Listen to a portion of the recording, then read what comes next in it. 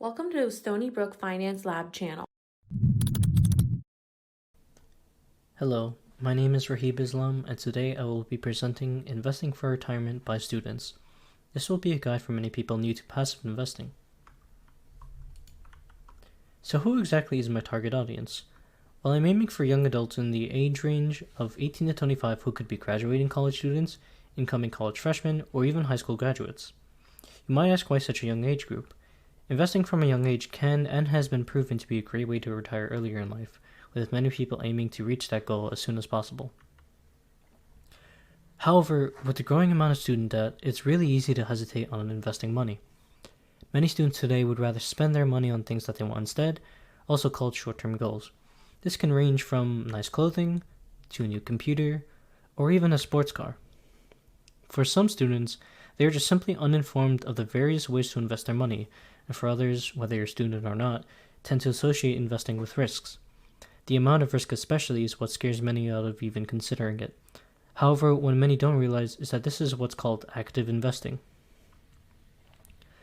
When people think of investing, many of them will go straight to the stock market, especially with the New York Stock Exchange.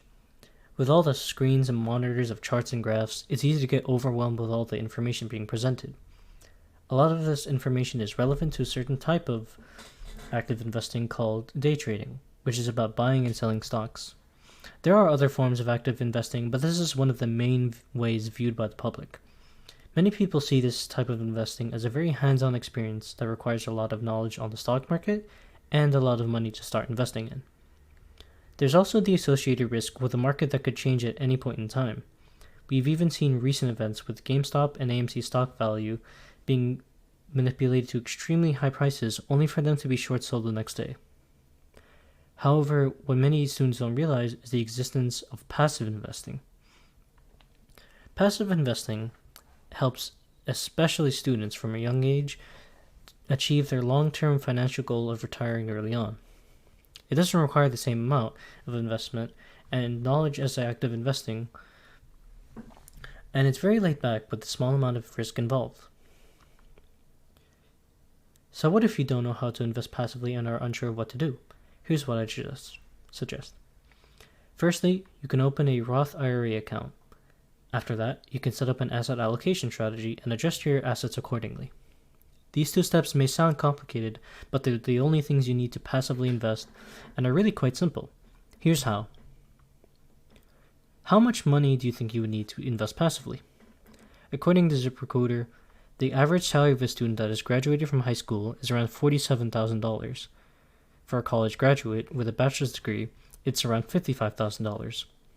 We'll use $6,000 as our investment fund, which is only 12% of our high school salary and 11% of our college salary, and will likely decrease with promotions or a change in jobs as time goes on. What is a Roth IRA? Many of you might ask this question, and might ask what are its benefits. A Roth IRA is a retirement investment plan that is funded periodically by some portion of your paycheck post-tax that grows over time. This account can be opened under any financial institution such as TD Ameritrade, Vanguard, etc. These periodic investments start to pile on after some time, and with the amount of returns you receive after compound interest, this in turn allows you to withdraw money tax-free after the age of 59 and a half or older. If you're not convinced with the benefits of a Roth IRA, here's an easy-to-digest explanation of how your investments would grow. The key here is our compound interest. Compound interest, in simple terms, is the interest we earn on interest from our investment. Let's say that as a student, you can only invest $100 in an account with an annual interest rate of about 6% annually. What is the balance of the account after 5 years? It becomes $133.82. Now imagine what that's like after 40 years. That becomes $1,028.57. Over 40 years, you would think that this growth would be higher. But now, let's change the amount you invested in from $100 to the $6,000 investment that I mentioned from earlier. So we just repeat the previous steps one more time, and we'll see that our $6,000 investment after 40 years adds up to nearly $1 million if we were to start saving at the age of 21 and retired at the age of 61. This doesn't take into account any additional money you might obtain through promotions, bonuses, etc., which can be put later into our investments.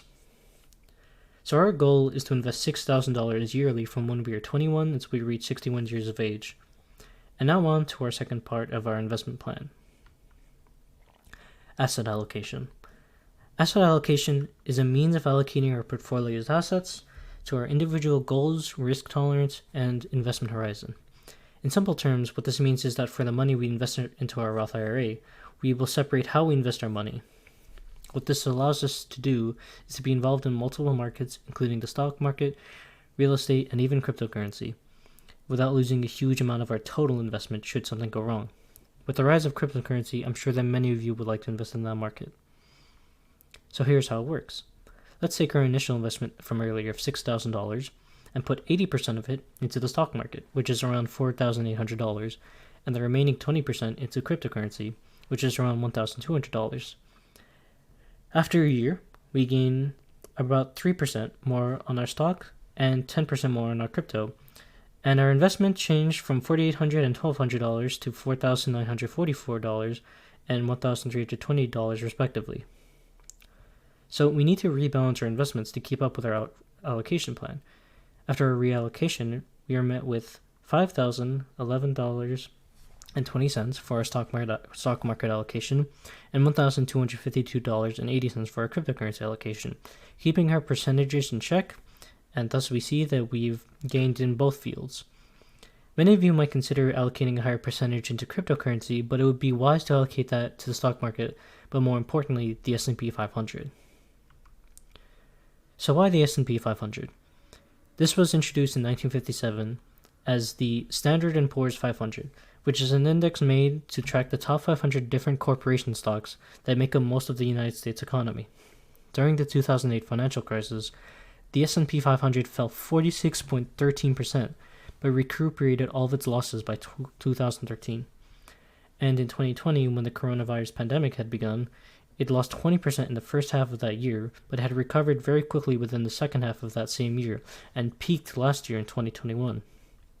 Based on this evidence, I would highly recommend putting your highest asset allocation percentage into the S&P 500.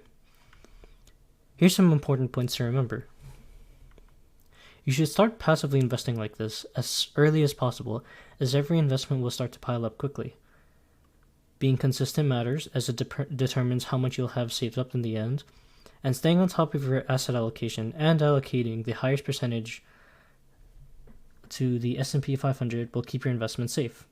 Thank you for your time, and good luck investing out there. Thank you for watching this video. Please feel free to like, comment, and subscribe to this YouTube channel.